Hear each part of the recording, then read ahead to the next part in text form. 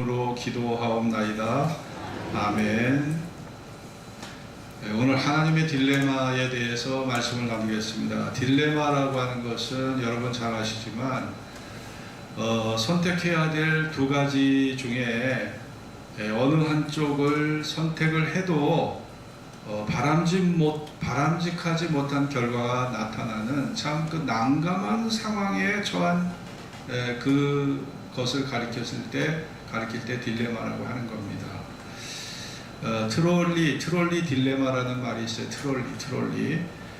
트롤리는 이제 석탄이나 아니면 이제 철광석을 나르는 궤도 열차입니다. 이 궤도 열차를 트롤리, 광차라고도 우리가 부르는데요. 여러분, 만일 예를 들어서 이 궤도 열차가 제동 장치가 고장이 났어요. 그래서 그냥 미친 듯이 달려갑니다. 그런데 저 앞에 갱도 안에서 이 몸이 묶여서 5명이 광부가 거기서 일을 하고 있어요. 자, 그러면은 우리가 그 광부를 살리기 위해서 이 비싼 궤도 열차를 파괴할 것이냐, 아니면 이 궤도 열차를 지키기 위해서 저 광부를 죽게 할 것이냐, 이게 딜레마라는 겁니다. 참 이러지도 못하고 저러지도 못하고 어떻게 결정을 해도 난처한 상황에 처할 수밖에 없는, 이게 딜레마거든요. 자, 그러면 그런 상황이면 고민을 안 할 수가 없어요. 고민을 안 할 수가 없습니다. 자, 21세기 AI의 발달로 인해서, 인공지능의 발달로 인해서 이제는 차를 타도 비행기가 자동 항법 장치에 의해서 이게 다 움직이고 자동 항법 장치에 의해서 다 이착륙이 가능하잖아요. 그럼 인간이 자동차를 모는 것도, 내가 부산을 간다고 하면 딱 내비게이션에 부산을 찍고 자동차 그 모든 항법 장치에 맡겨가지고 가면 나는 손 하나 갖다 가지 않고 자동차 안에서 차 마시고 대화하면서 목적지까지 갈 수 있다는 거예요. 참 환상적인 얘기죠. 참 환상적인 얘기죠.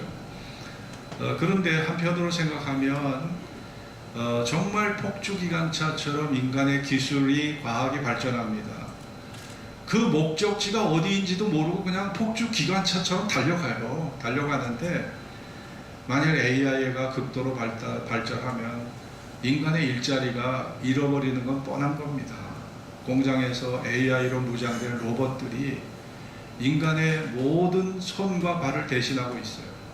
지금 뭐 쿠팡이나 이런 물류센터도요, 기계를 많이 이용하고 이런 컴퓨터를 많이 이용해서 모든 분류 작업을 하거든요. 그러니까 그러면 일자리를 잠식해서 인간이 살 수 있는 이 기본적인 생활을 할 수 없도록 만든다면 그 결과는 누가 책임질 겁니까? 그 결과는 누가 책임질 거예요? 그런데 여러분, 우리는 이러지도 못하고 저러지도 못하고 있어요. 딜레마에 빠져 있어요. 네? 과학이 발전하는 걸 막을 수 있습니까? 폭주기관처럼 달려가는 이 AI의 인공지능의 시대를 막을 수 있겠냐고요? 없어요. 그러면은 그 후유증과 부작용은 누가 또 해결해 줄 거냐, 이런 걸 생각하면 머리가 지끈지끈 아파옵니다. 여러분, 인간이 살면서 이 세상에는 완벽이라는 게 없어요. 하나를 얻으면 다른 걸 잃어버립니다. 내가 인기를 얻으면 참 좋을 것 같은데 인기를 얻으면 이제는 자유가 없어져요. 어디 가도 나를 알아봐. 예전에 조영희 목사님이 정말 여름에 모처럼 휴가를 내서 해운대 백사장에 딱 앉아서 좀 그날만큼은 자유롭게 파도를 즐기고 바다를 즐기려고 했는데, 순복음 교인이 알아보고 와서 목사님, 저 안수해 주세요. 아니, 지금 수영복 바람으로 앉아있는 목사님한테 가서 안수해 달라고. 야, 조영희 목사님이, 야, 참 나는 자유롭게 살긴 틀렸다. 근데 그런 얘기를 제가 조영희 목사님한테 직접 들어봤어요. 인기 얻으면 좋죠. 근데 모든 사람이 나를 알아본다는 건 되게 불편한 거예요, 이게요. 자, 하나님이 이 땅에요, 완벽한 행복 주지 않으셨습니다. 하나를 얻죠. 얻는 만큼 잃는 게 또 있어요. 얻는 것만큼 잃는 게 있어요. 우리가 뭐 비싼 자가용 사봐요. 네? 우리가 10년 넘고 뭐 20만 킬로 탄 자가용 타고 다니는 사람은요, 문도 안 잠고 그냥 끌고 가 하면서 문도 안 잠고 얼마나 자유로운지 몰라. 근데 3억, 5억짜리 롤스로이스 타고 다니는 거야. 누가 기스 낼까? 접촉사고 낼까? 네? 뭐 차를 두고 있어도 마음이 편하지 않아. 야, 그러니 여러분 정말 우리가 얻는 것만 생각하지 잃는 건 생각을 안 하는데요.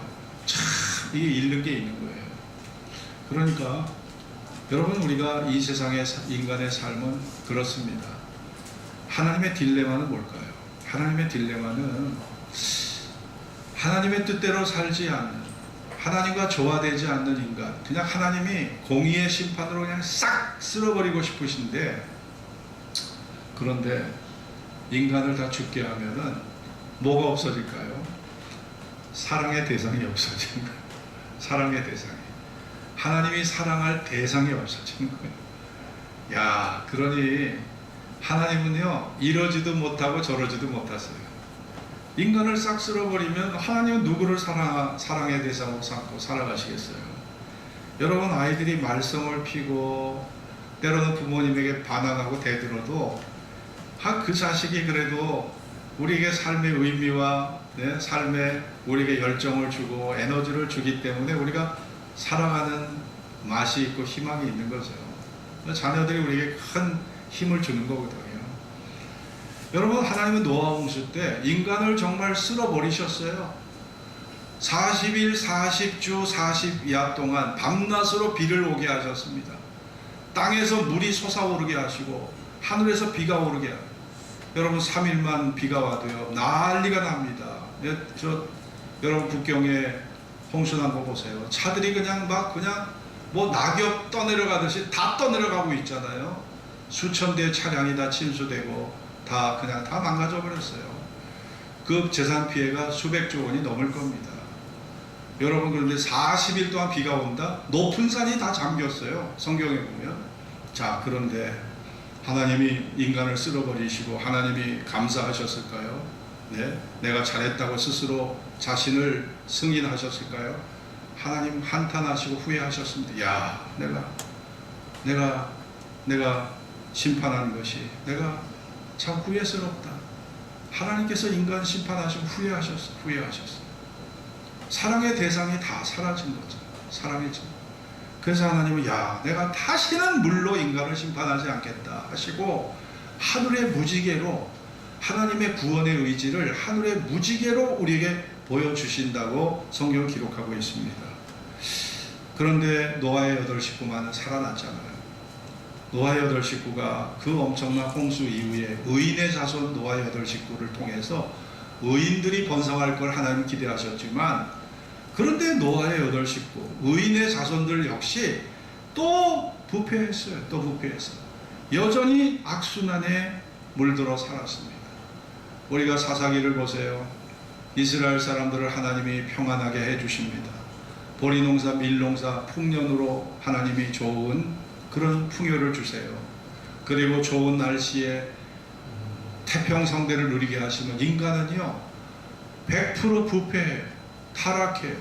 더 육체적이 되고 더 물질적이 되고 더 인간 중심적이 돼서 자아 중심적이 돼서 살아갑니다. 하나님 없이 살아가요. 그럴 때 하나님이 채찍을 내리치시는데 그 채찍이 뭐예요? 기근, 자연의 재해, 연병, 전염병, 그리고 하나님께서 전쟁으로 하나님이 매를 치시는 거예요. 지금도 예외가 없죠. 지금도 우리가 전염병을 3년이나 겪었습니다. 코로나19 전염병 3년이나 겪었고 여전히 코로나19가 지금도 위력을 떨치고 있습니다.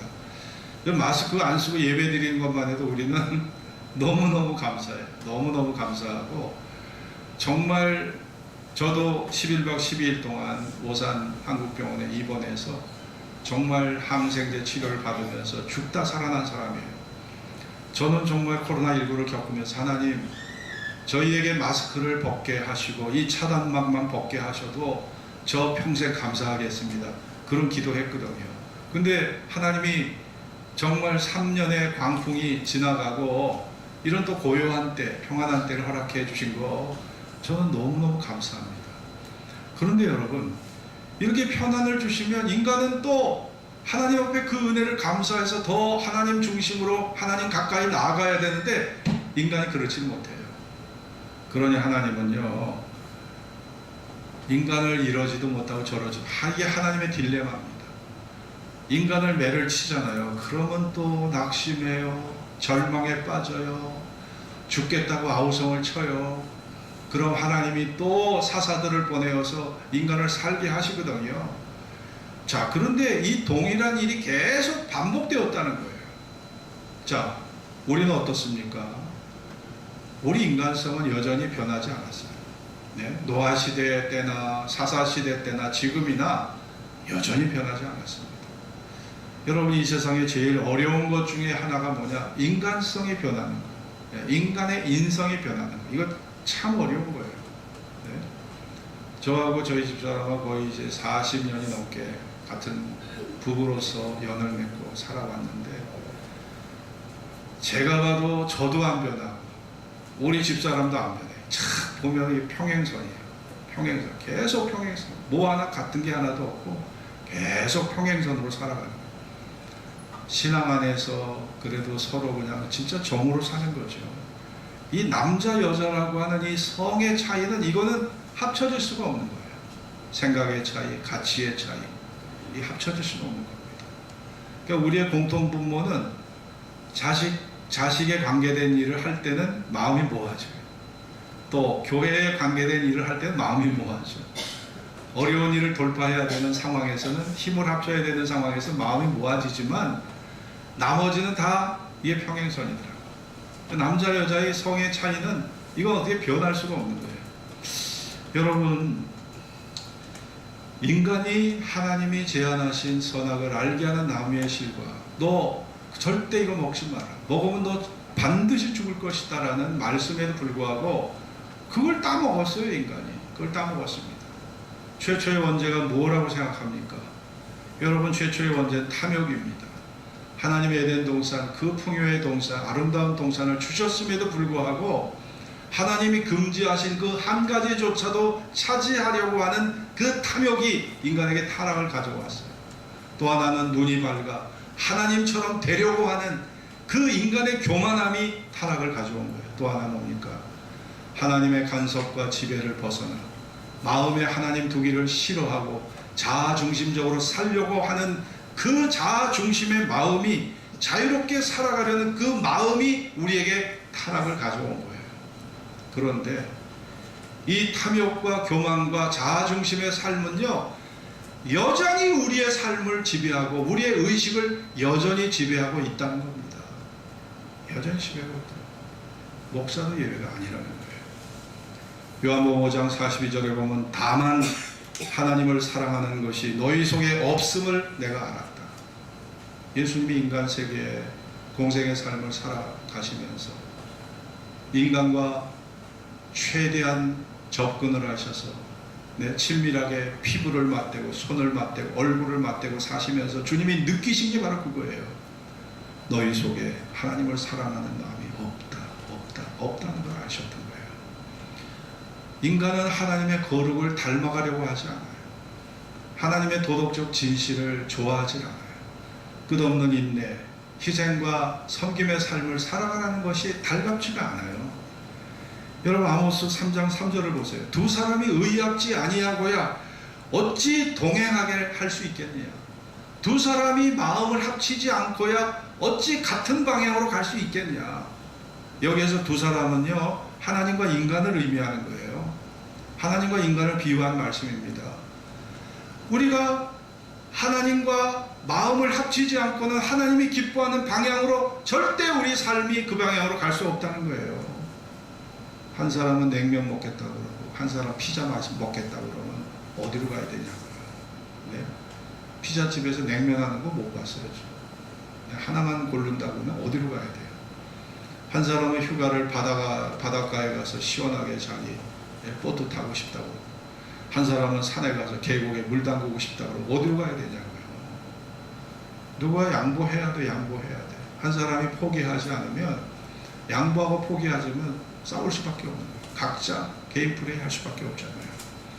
여러분 하나님 보고 달라지라고. 하나님, 당신 좀 달라지십시오. 당신 좀 내 기준을 좀 맞춰주십시오. 당신 기준은 너무 까다롭습니다. 당신 기준은 너무 높습니다. 너무 고상합니다. 너무 거룩합니다. 아니, 나를 나약하고 연약하게 지어 놓으시고 이렇게 하나님께서 높은 이런 기준을 나에게 적용하시면 내가 어떻게 삽니까? 나 숨이 막혀서 어떻게 살아갑니까? 여러분, 하나님 보고 달라지라고 하면은요, 내가 마귀가 되는 거예요. 마귀의 존재는요, 하나님을 그 보좌에서 끌어내리고 자기가 그 왕위를 차지하고 하나님을 대적하고 하나님을 원망하고 하나님 보고 달라지라고 하는 존재가 마귀입니다. 여러분, 우리가 하나님의 법을 따라가야 돼요. 하나님이 생명의 주인이시잖아요. 우리 몸에 내 의지로 내가 만든 게 하나도 없어요. 내가 만든 게 하나도 없습니다. 저는 제가 제 신체를 보면서 참 놀라운 것이 이 몸 자체가 이게 거대한 화학 공장이에요. 예? 눈에서는 눈물이 나오죠. 코에서는 콧물 나오죠. 귀에서는 귀지가 있죠. 입에서는 소화제, 여기에서 입에서 침샘에서 소화액이 나오죠. 이 몸의 위에는 위에 나오죠. 간에서는 또 담즙에서는 담즙이 나오고 췌장에서 췌장읍이 나오죠. 야, 우리 몸이요 거대한 화학 공장입니다. 네? 그러니 여러분, 이 몸이 얼마나 신묘막측, 우리가 인간의 짧은 논리적인 생각과 합리적인 생각으로 우리가 평생 연구해도 우리 몸의 비밀을 다 캐낼 수가 없는 거예요. 캐낼 수가 없는 겁니다. 자, 하나님이 우리를 만드셨어요. 모든 것이 주에게서 나오고 주로 말미암고 결국 주에게로 돌아간다고 했습니다.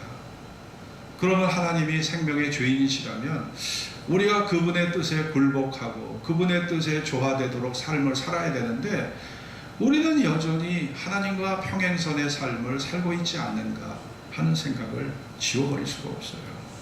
하나님은 이미 그 아들을 우리에게 내어주셨어요. 그 아들을 희생시키셨습니다. 그 아들의 희생을 통해서 인간에 대한 자기의 사랑을 십자가에서 확증시켜 주셨어요. 내가 너희를 사랑한다고 말씀하셨어요. 그리고 이제는 내 중심으로 살고 내 품으로 돌아오라고 여전히 말씀하고 계시지만, 우리는 여전히 멀찍이 서서 베드로가 멀찍이 주님을 따라갔듯이 우리도 멀찍이 먼 거리에서 주님을 내가 따라가고 있지 않는가, 이런 생각을 지워버릴 수 없다니까요. 오늘 호세아를 보면은요, 호세아 1장과 3장은 호세아와 음란한 아내 고멜의 가정생활을 다룹니다. 왜 이걸 다루고 있을까요? 하나님께서는 타락한 이스라엘이라도 버리지 않으신다. 여러분이 바람난 여자, 바람난 남편 용서하는 게 쉬울까요? 절대 쉽지 않아요. 그거 못해서 이혼하는 거예요. 그거 못해서. 얼굴 보기가 민망하고 얼굴 보기가 너무 난처해서 이혼하는 거거든요. 저 사람은 절대적으로 나만을 사랑할 줄 알았는데, 아니 바람을 피고 그러면은 이게 서로 민망해지는 거예요. 여러분 보세요. 그런데 하나님은 그 타락한 이스라엘, 고멜과 같이 음탕한 여인까지라도 하나님은 사랑하신다.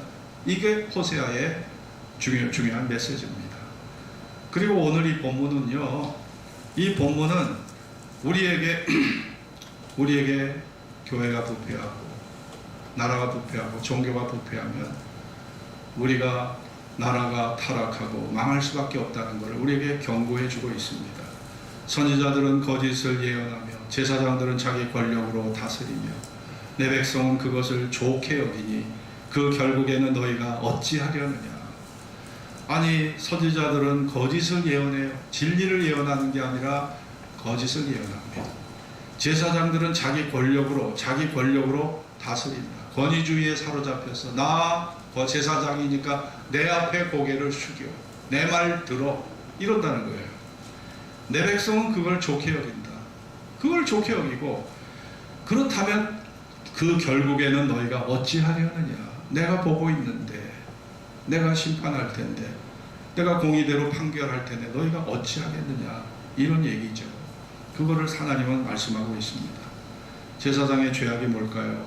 거짓된 교리를 퍼뜨렸다는 거예요. 4장 6절 같이 읽읍시다. 내 백성이 시작. 내 백성이 지식이 없음으로 망하는도다.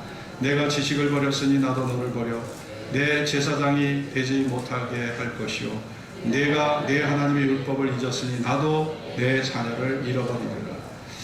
자, 제사장이요 지식이 없대요. 지식이 하나님의 말씀대로 하나님 말씀대로 지식을 전하는 것이 아니라 자기 임의대로 해석하고 임의대로 말씀을 전한다는 겁니다.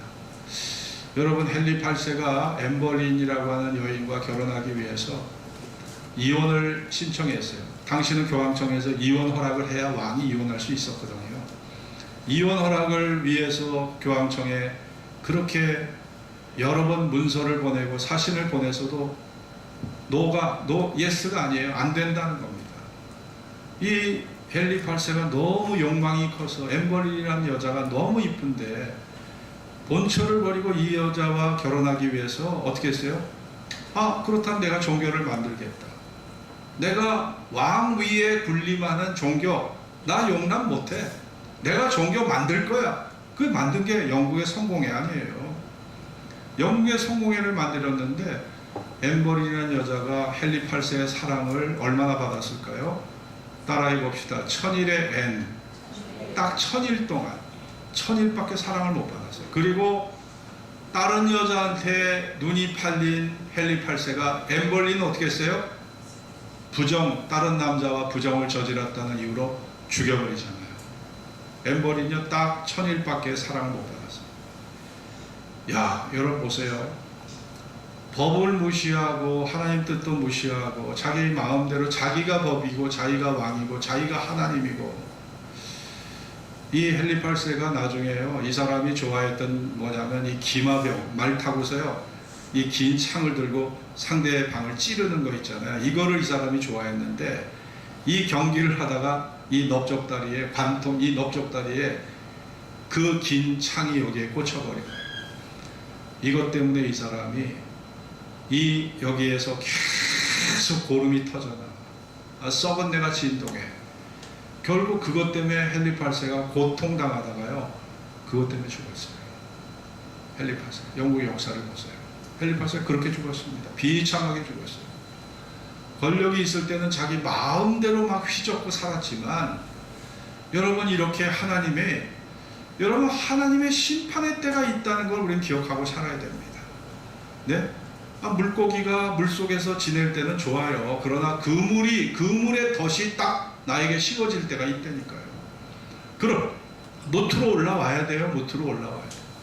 어부가 좋은 고기와 나쁜 고기를 가려서 시장에 내다 팔 거 버릴 거 다 정리해서 그렇게 정리하잖아요.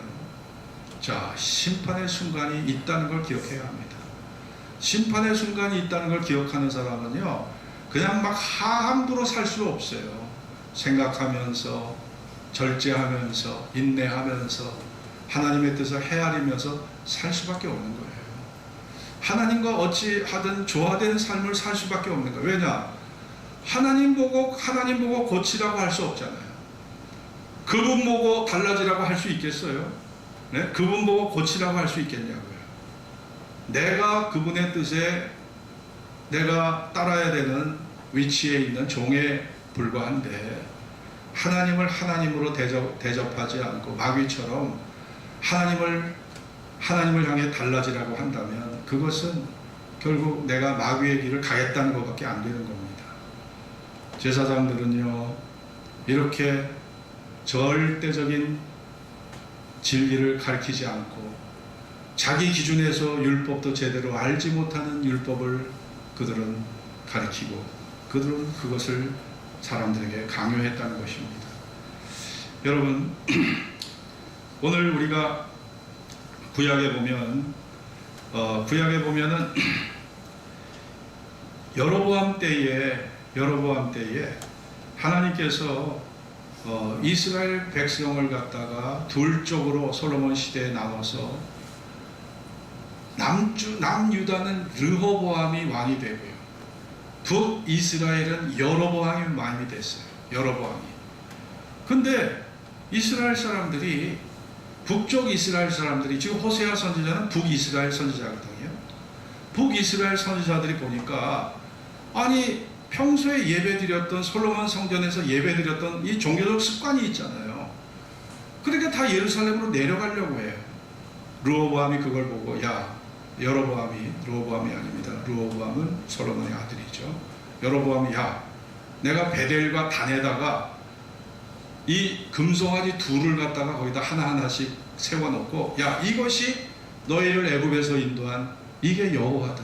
이게 여호와다. 아니, 금신상 금송아지를 세워놓고 여호와니까 여기다 경배하라. 야, 여로보암이요, 헨리 8세가 종교를 만들듯이 여로보암이 그런 짓을 했어요. 그러니 여러분, 하나님이 어떻게 북이스라엘을 어떻게 축복해 줄 수 있겠습니까? 하나님, 나 당신 간섭, 당신의 집에 나 받고 싶지 않습니다. 당신은 가만히 계십시오. 당신의 존재라는 거 나 인정하지 않습니다. 나는 내 길을 갈 겁니다. 나 내 길 갈 겁니다. 여러분, 중국에서는 나라가 말년이 되면은 이 처처에서 자연재해가 일어난다고 해요. 근데 이 공산당들은 절대 그런 말을 미신이라고 말하면서 믿지 못하게 한다고 합니다. 여러분, 한 나라가 망하고 뭐 나라가 망하잖아요. 이 나라가 망할 때 마지막에 징조가 있다는 거예요. 그게 다 자연재해로 지금까지 나타났대요. 그래서 지금 공산당들이 태풍이나 이 독수리 같은 태풍이 엄청난 피해를 주는 것이, 이게 다 바로 말기 현상으로 그렇게 보고 있는 거예요, 이 국민들이. 근데 그거를 미신으로 그걸 퍼뜨렸다가는 그냥 다 감옥에 들어가니까 말을 못하고 그냥 속으로만 그런 생각을 하고 있다고 합니다. 공산당은 하나님을 인정하지 않아요. 그럼에도 불구하고 하나님의 지배를 받고 있다는 걸 아셔야 돼요. 그들도 하나님의 심판의 대상이 된다는 것을 아셔야 됩니다. 아무리 하나님을 부정해도 그분의 손길을 피할 수가 없다는 것을 아셔야 돼요. 우리가 하나님의 손길을 피할 수 없고, 그분의 심판을 피할 수 없고, 그분의 일하심을 내가 피할 수 없다면 우리가 그분과 조화되려고 해야 됩니다. 자아중심의 길을 버리고 하나님의 말씀을 들으려고 해야 돼요. 그 말씀과 조화되려고 해야 돼요. 저는 그것이 최선의 삶이라고 생각합니다. 여전히 우리 마음속에는요, 나의 아집과 고집과 독선이라는 게 존재해요. 자아중심으로 살아가려는 그 마음이 존재한다니까요. 하나님의 간섭과 지배에서 벗어나려고 하는 그런 마음이 존재하지만, 우리가 늘 내 마음을 다스려야 됩니다. 이 교만한 탐욕스러운 생각들을 접어야 돼요.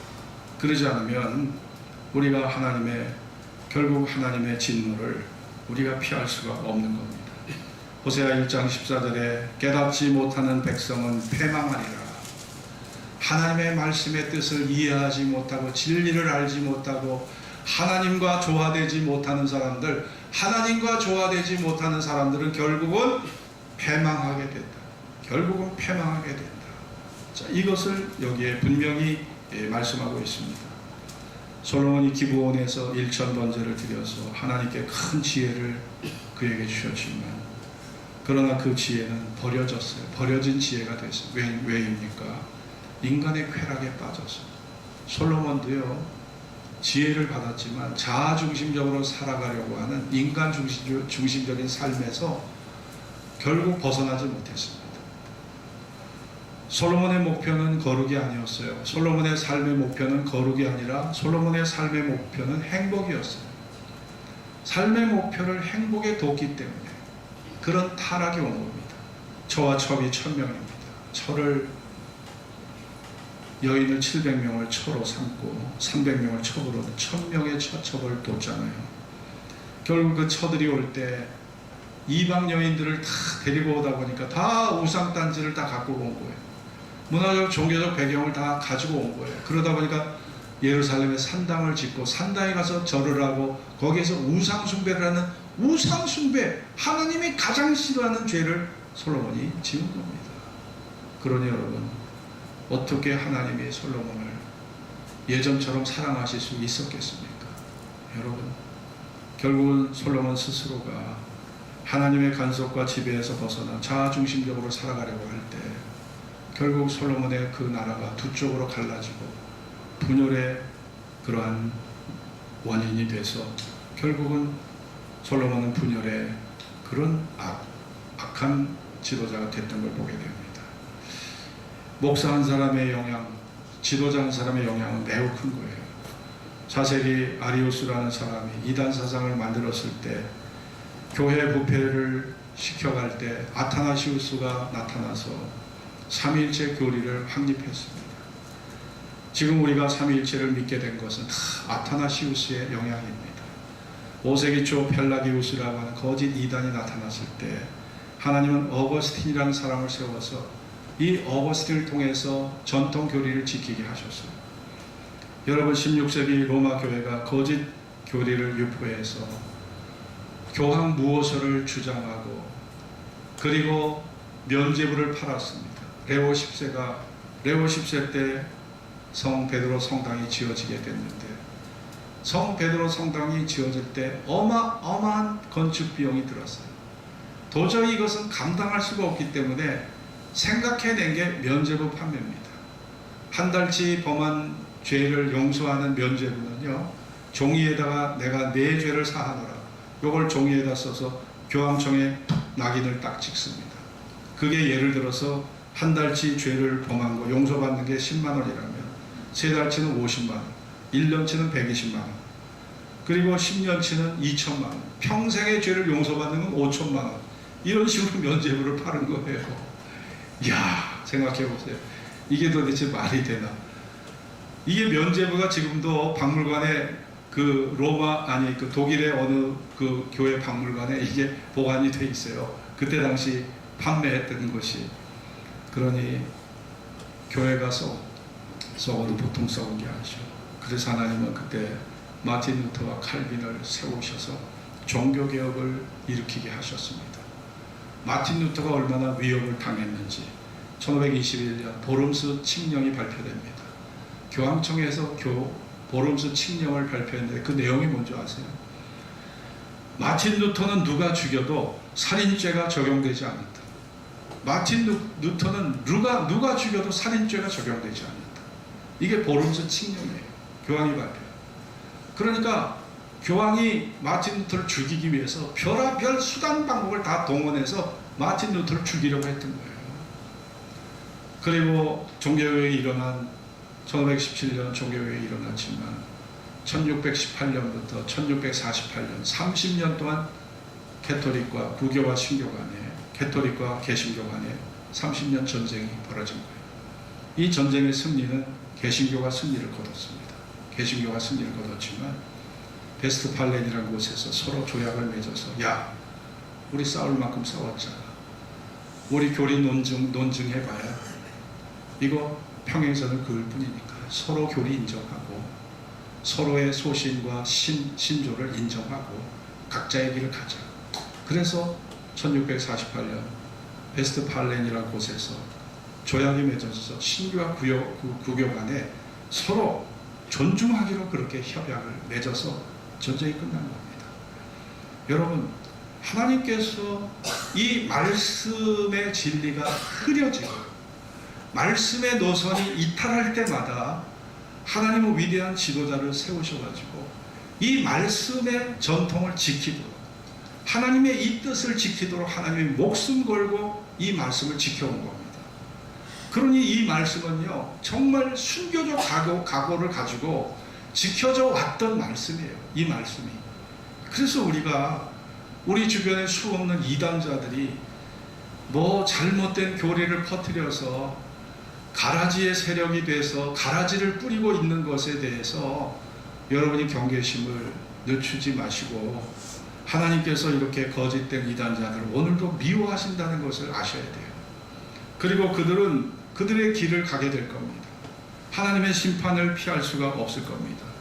하나님이 우리 대한민국의 1세대, 2세대, 3세대 중에 많은 훌륭한 지도자, 목회자를 허락해 주셨어요. 주기철 목사님, 손양원 목사님, 길선주 목사님, 김익두 목사님, 다 훌륭하신 분이 1세대 목사님. 또 2세대는 한경직 목사님, 또 김창익 목사님, 옥하는 목사님, 김선도 목사님, 하영주 목사님, 조영기 목사님, 이분들 다 하늘나라 부름받아 다 가셨어요. 이 땅에 안 계십니다. 보고 싶어도 볼 수가 없어요. 이분들이 우리 한국교회 영성을 주도해 왔고 한국교회 신학적인 노선을 지켜왔던 사람들입니다. 그런데 지금 우리가 이렇게 자꾸 자유주의와 물질주의를 자꾸 이렇게 나도 모르게 좌경화되려고 하는 세력들이 너무나 많기 때문에 우리가 진리의 말씀을 지키려고 하지 않으면 여러분 건설하는 건 너무너무 어렵지만 여러분 실패하고 무너지는 것은요, 이게 순간입니다. 순간. 그래서 우리가 늘 깨어 있어야 돼요.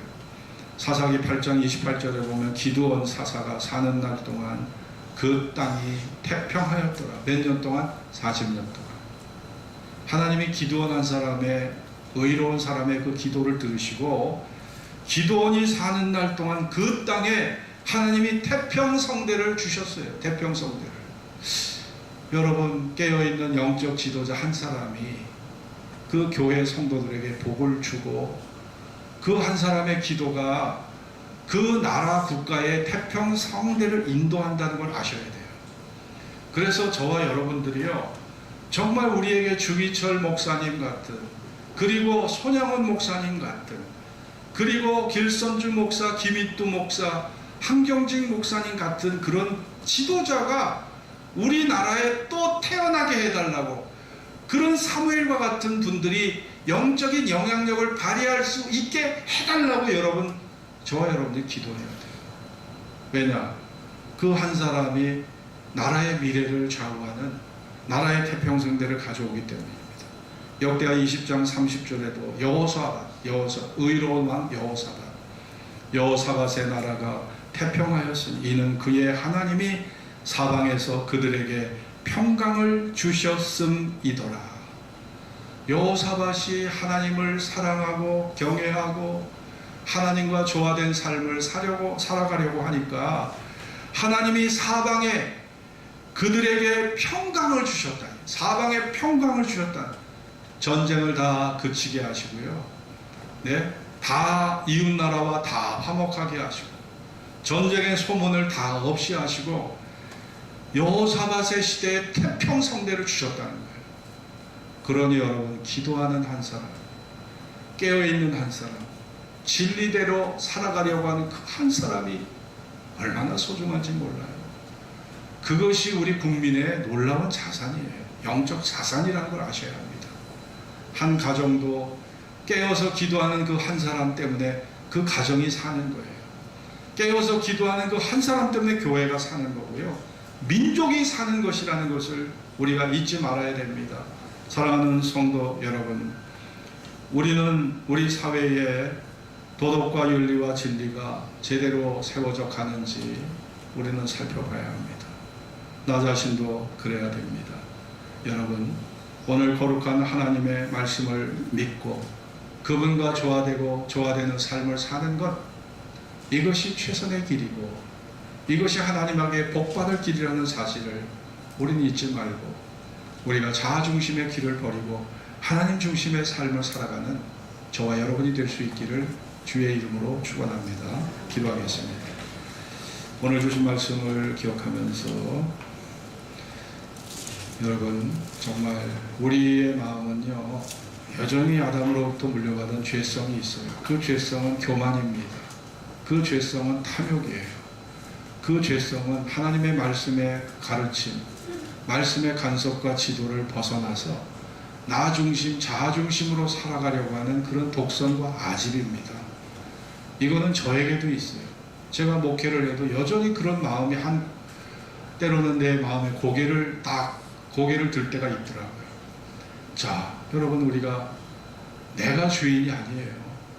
하나님 보고 고치라고 하면 여러분은 그 순간 마귀가 되는 겁니다. 마귀의 노선을 가는 거예요. 마귀는 하나님으로부터 하나님을 고치라고 해요. 하나님 달라져야 됩니다. 당신이 변해야 되고 당신이 달라야 되고 당신이 보좌에서 내려와야 우리가 평안입니다. 당신이 이렇게 엄격하게 이렇게 다스리고 있는 한, 공의로 다스리고 있는 한 우리에게는 자유가 없습니다. 이게 마귀의 노선이에요. 그런데 우리가 우리 자신의 생각을 보면, 야, 내가 마귀의 노선을 내가 밟고 있더라고요. 하나님 보고 내려오래요. 하나님 보고 달라지라고 해요. 당신의 기준이 바뀌어야 된대요. 아니, 하나님은 영원 불변의 존재이신데 그분을 바꾸려고 하고 있어요. 인간의 자아가 그렇게 무서워요. 우리 자아가요, 하늘을 찌릅니다. 이 자아를 우리가 잠재우지 않고는 하나님과 조화될 수 없습니다. 이것을 우리가 기억하면서 우리가 하나님과 조화되는 인생 살아가도록 이 시간 기도합시다. 다 같이 합심으로 기도합니다. 할렐루야.